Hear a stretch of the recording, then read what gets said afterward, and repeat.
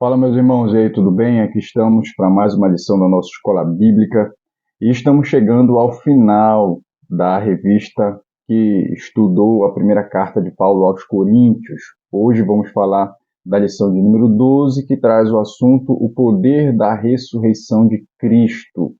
Essa lição está baseada no capítulo 15 da primeira carta de Paulo aos Coríntios. E aí muita gente está perguntando, né, pastor, qual é o livro que vamos estudar no próximo trimestre? No próximo trimestre vamos estudar o primeiro livro do profeta Samuel, tá bom? O texto áureo da nossa lição de hoje é o verso de número 19 do capítulo 15. A nossa lição está baseada no capítulo 15 e o texto áureo diz assim: se a nossa esperança em Cristo se limita apenas a esta vida, somos os mais infelizes de todos os homens. 1 Coríntios capítulo 15, verso 19. A verdade prática diz assim: a ressurreição é o alicerce da fé cristã e a vitória sobre o pecado e a morte. Sem ela, a fé não se mantém. A nossa leitura bíblica está dentro do capítulo 15 de 1 Coríntios e nós vamos ler desde o verso 51 até o verso 58. Portanto, vamos ler esses 8 versículos da palavra de Deus. A versão que eu vou ler é a NAA. Diz assim: eis que vou lhes revelar um mistério, nem todos dormiremos, mas todos seremos transformados. Num momento, num abrir e fechar de olhos, ao ressoar da última trombeta. A trombeta soará, os mortos ressuscitarão incorruptíveis e nós seremos transformados. Porque é necessário que este corpo corruptível se revista da incorruptibilidade e o corpo mortal se revista da imortalidade. E quando este corpo corruptível se revestir da incorruptibilidade e o que é mortal se revestir da imortalidade, então se cumprirá a palavra que está escrita: tragada foi a morte pela vitória. Onde está, ó morte, a sua vitória? Onde está, ó morte, o seu aguilhão? O aguilhão do pecado, o aguilhão da morte é o pecado, e a força do pecado é a lei.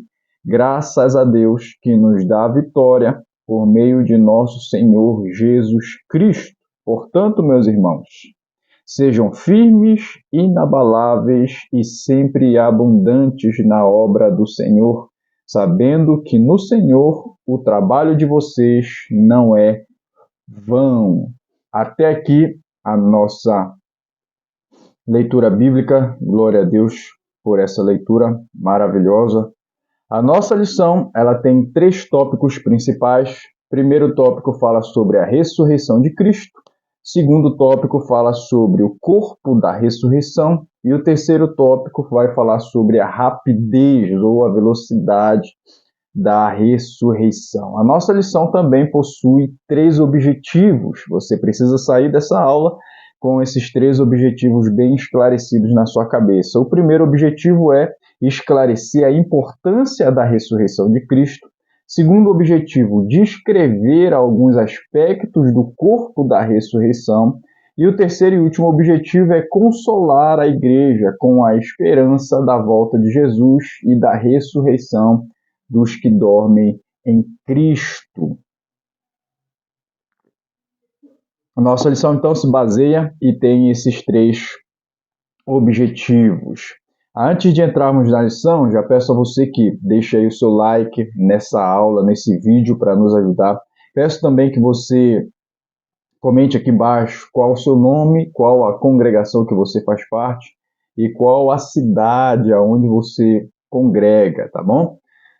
Nós temos vídeos aqui no nosso canal todos os dias, de segunda a sexta temos o oráculo do dia e ao final de semana nós temos a aula da escola bíblica, que é essa que nós estamos ministrando agora. Então é importante que você se inscreva no nosso canal e assim você vai estar recebendo, e se inscreva e ativa as notificações, o sinozinho aí, para você poder ser avisado toda vez que a gente postar um vídeo novo. Tá? É muito importante que você acompanhe o oráculo do dia, que é uma palavra que está no canal às 5 da manhã. Todo dia de segunda a sexta às 5 da manhã, essa palavra está aqui para edificar a sua vida, tá bom? A introdução da nossa aula diz assim: alguns cristãos de Corinto resistiam à doutrina da ressurreição. Não acreditavam que haveria a ressurreição do corpo, mas Paulo é enfático ao dizer que, assim como Cristo ressuscitou, também os que creem nele ressuscitarão.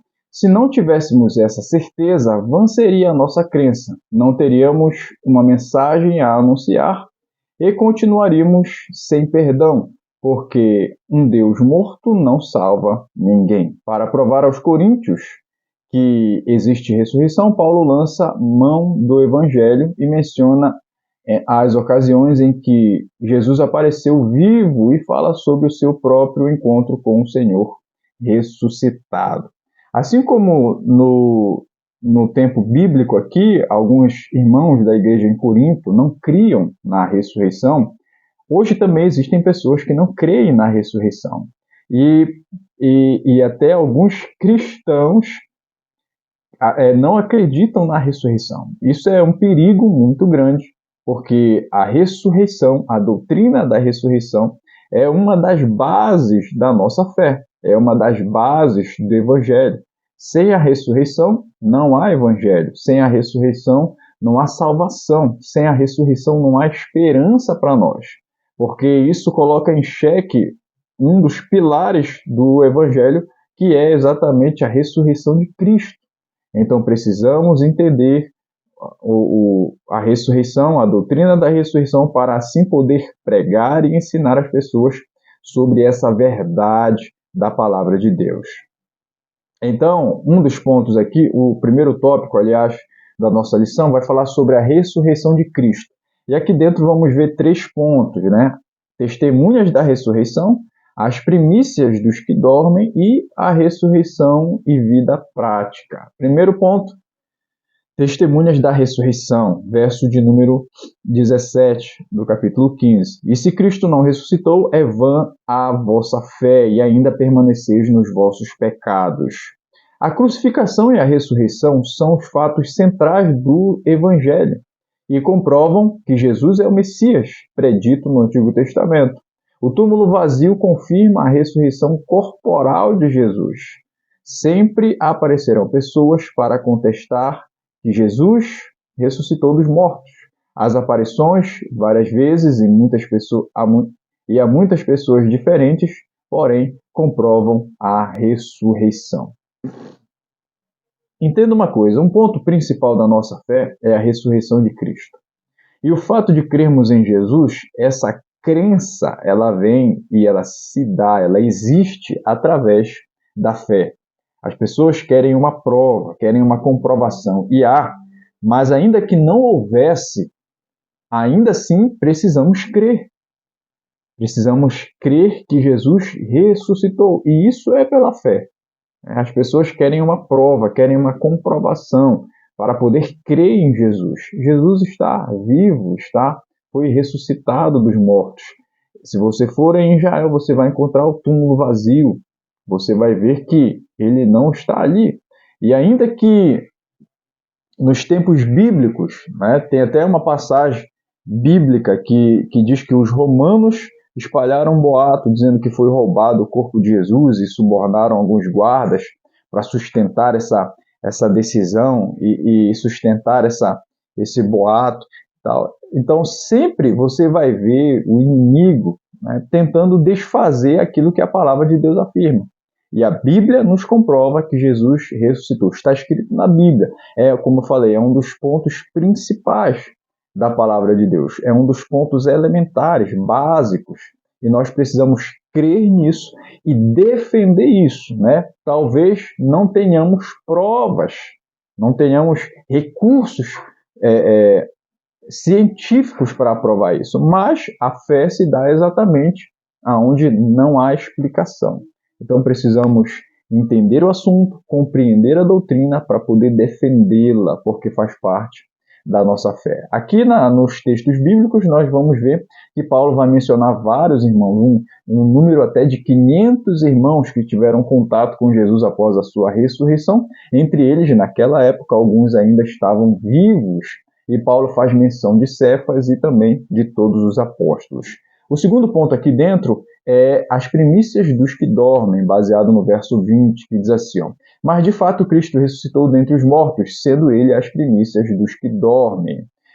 Nestes versos, Paulo relata sobre a ordem dos acontecimentos desse dia glorioso da volta de Jesus. Primeiro, a ressurreição dos que estiverem mortos, em seguida, a transformação dos que estiverem vivos.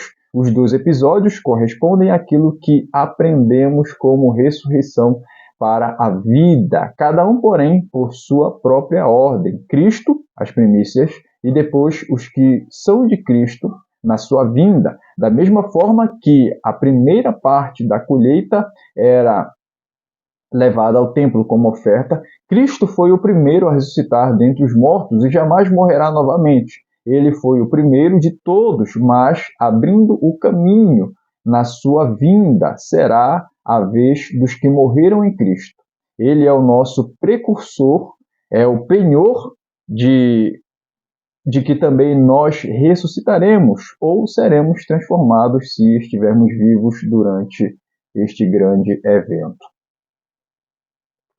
E o texto básico para mencionar isso aqui é 1 Tessalonicenses, capítulo 4, do verso 1, depois o 16 até o 18.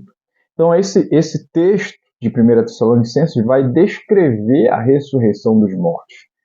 Basicamente, e para quem não sabe, haverão duas ressurreições dos mortos, uma dos salvos em Cristo e a outra dos ímpios, dos que são condenados.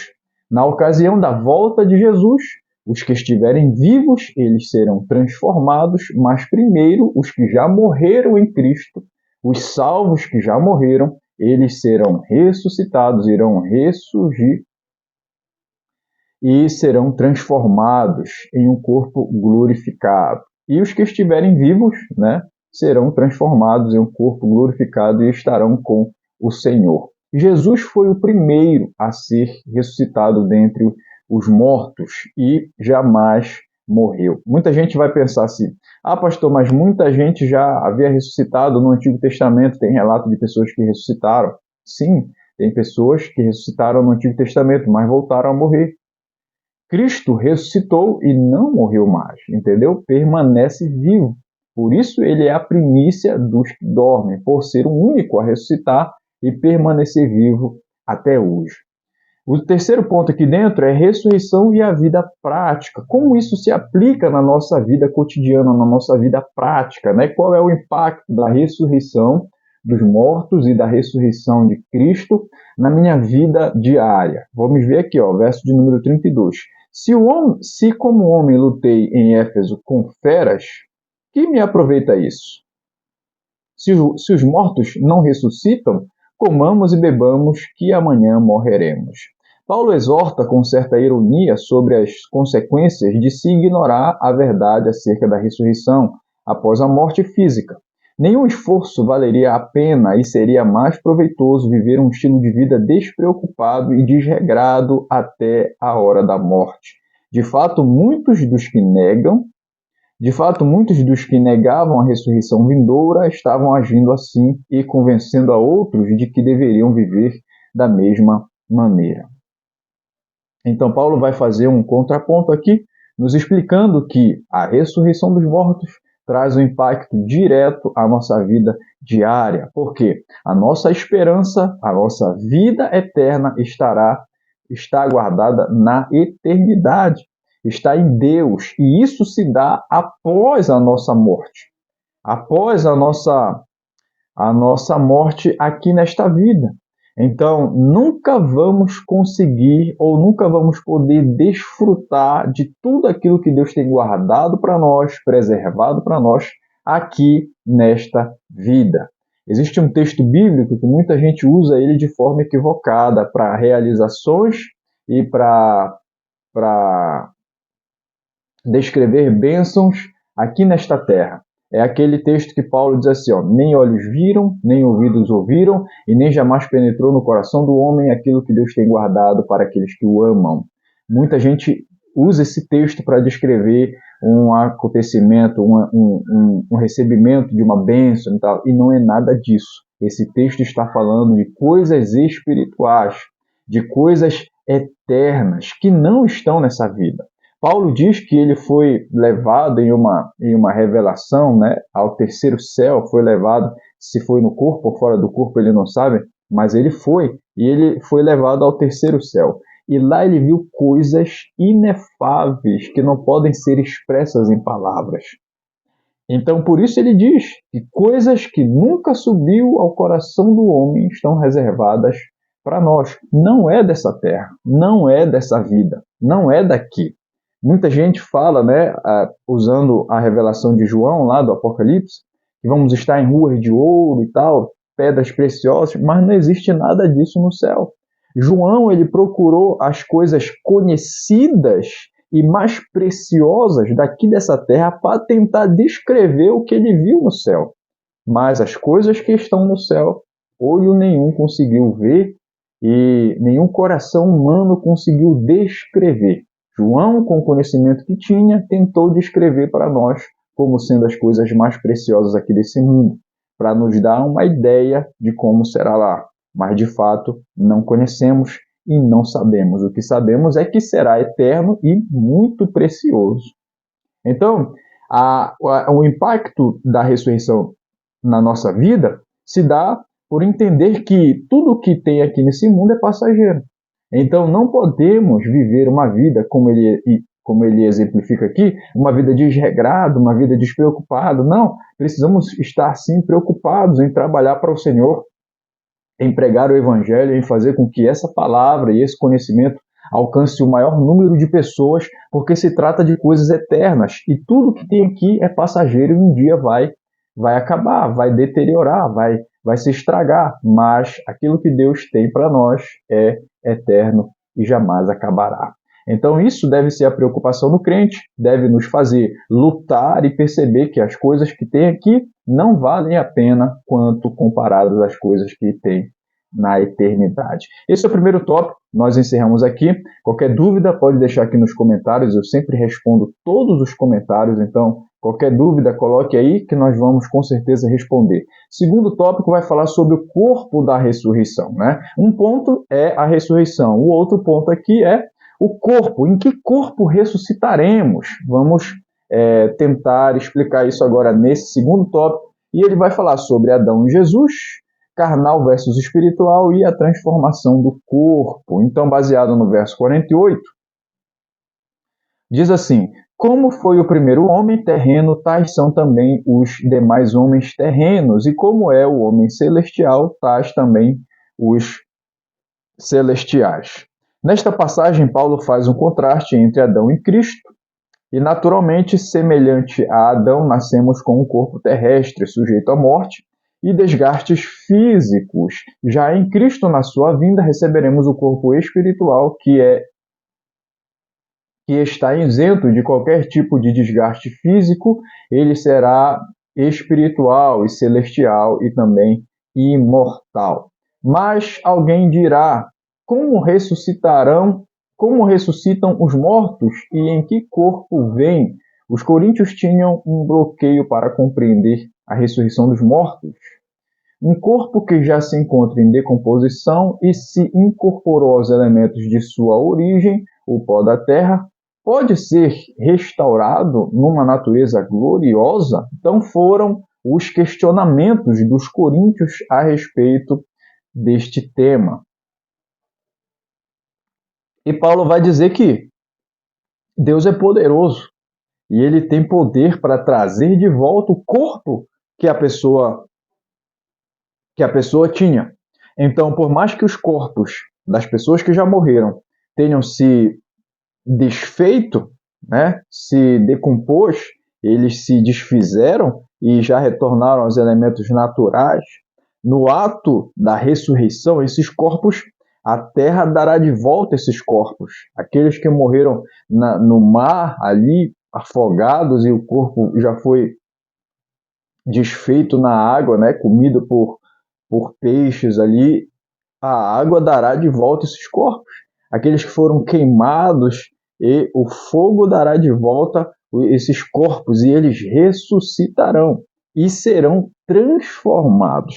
A linguagem descrita aqui é que esses corpos serão transformados em corpos glorificados na ocasião dos salvos, tá?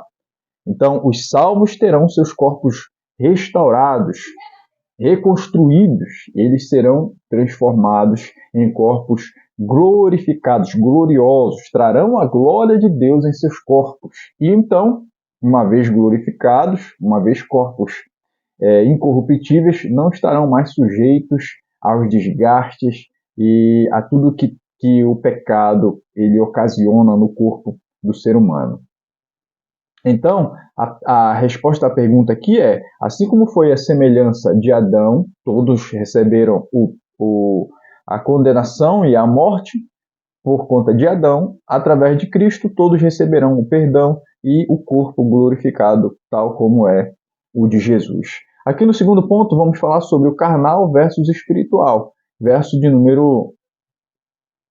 O verso aqui vai estar descrito o verso do 48 até o 50. Né? Vamos pegar aqui um trecho de um e um trecho de outro. Isto afirma, irmãos, que a carne e o sangue não podem herdar o reino de Deus, nem a corrupção herdar a incorrupção. Temos um corpo terreno se nascemos em um território terreno. É natural absorvermos todas as influências. Já o que é celestial traz consigo as coisas celestiais. Quando nascemos de novo, passamos a fazer parte do território celestial.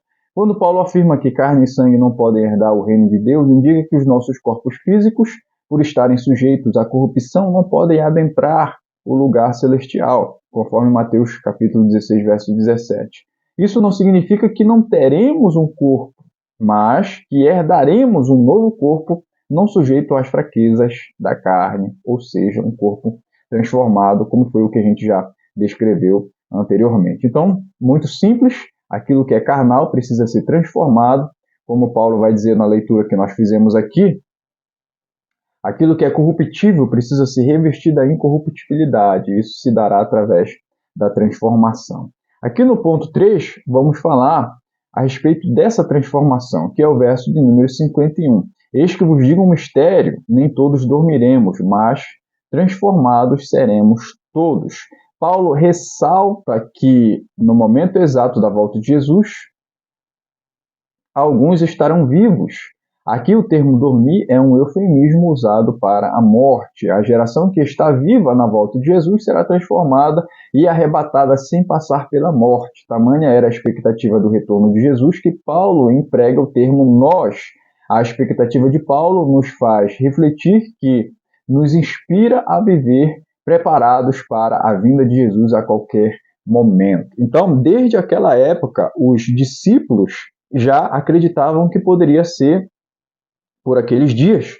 Então, isso nos inspira, como ele fala aqui, a viver uma vida santificada, a viver uma vida em devoção a Deus, né? Voltada para Deus, se preparando e estando preparado para a volta de Jesus.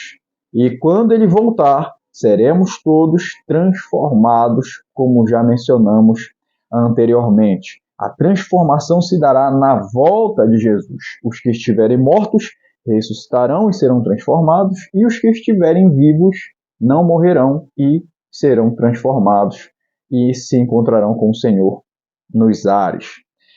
Aqui nós encerramos o segundo tópico. Qualquer pergunta ou comentário pode colocar aqui para nós, que nós vamos com certeza responder. Vamos entrar no terceiro e último tópico, que ele é mais curtinho, mais breve. 3 pontos vamos ver aqui dentro. Num piscar de olhos, ante a última trombeta e o triunfo sobre a morte. Num piscar de olhos, verso de número 52, apenas a parte A. No momento, no abrir e fechar de olhos. Quando Paulo diz no momento, quer dizer numa fração de segundo, num piscar de olhos.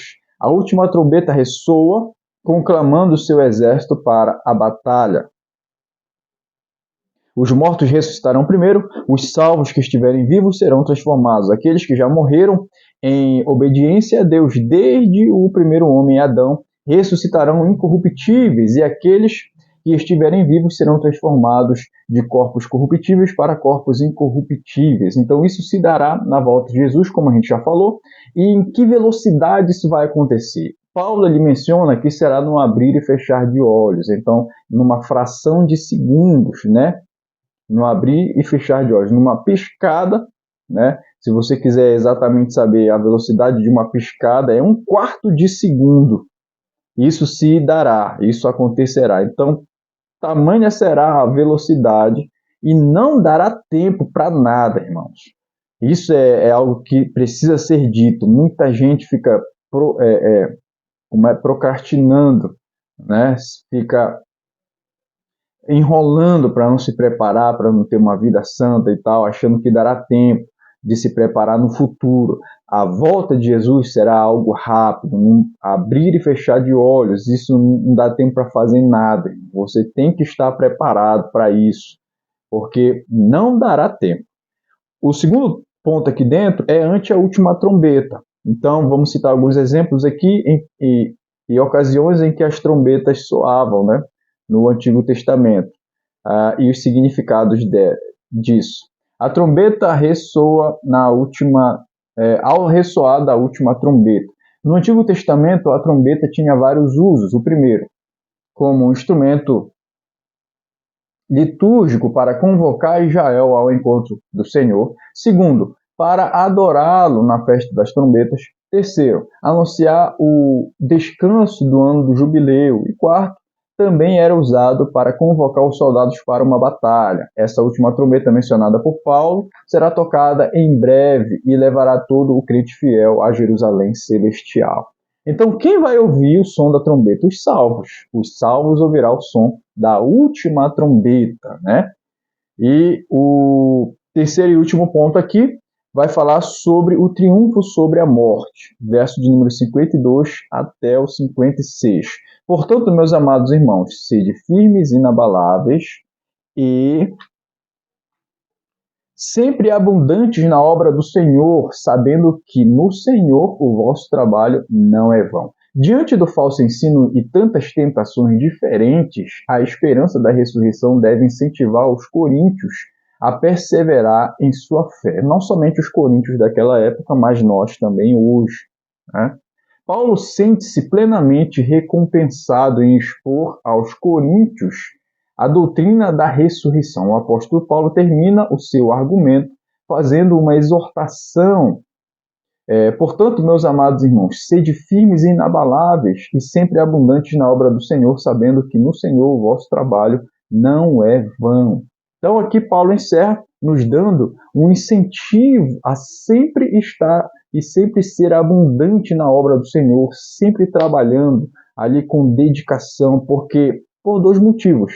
A nossa esperança se dará na volta de Jesus, mediante a ressurreição dos mortos e a transformação dos vivos, e isso será a maior de todas as recompensas. Ainda assim, seremos recompensados na eternidade após isso. E o outro aspecto que ele fala é que nós precisamos trabalhar para o Senhor, porque tudo aquilo que fazemos para Deus não é em vão. Qualquer coisa, tudo aquilo que fazemos não é em vão. Muitas pessoas desprezam os pequenos trabalhos, muitas pessoas desprezam os serviços dos outros, mas isso é errado, porque para Deus nada é em vão. Tudo aquilo que você faz para Deus com amor e dedicação, Deus, a sua recompensa está reservada. Não é em vão. E lembre-se de que o que você faz está sendo feito para Deus. Deus lhe dará recompensa. De Deus você receberá a sua recompensa. Então você não precisa buscar aprovação e reconhecimento humano, terreno, porque isso se dará na eternidade. A sua preocupação deve ser em trabalhar, em se esforçar para trabalhar e sempre entregar o melhor com excelência para Deus, porque seu reconhecimento, né, se dará na eternidade. Aqui nós encerramos a nossa lição. A aplicação pessoal diz assim, uma vida fartura inigualável está reservada para aqueles que permanecem firmes, constantes e sempre abundantes até a volta de Jesus. Glória a Deus que nos dá a vitória por intermédio de nosso Senhor Jesus Cristo. Glória a Deus, amém. Encerramos aqui a nossa lição. Agora, no final, eu quero pedir a você duas coisas. A primeira é: responda ao questionário da nossa lição. A primeira pergunta diz: qual seria a decorrência lógica, segundo Paulo, de Cristo não haver ressuscitado? Segunda pergunta: qual o paralelo entre a união da humanidade com Adão e Cristo? E terceira e última pergunta: o que ocorrerá aos corpos dos fiéis ressurretos? Terceira pergunta.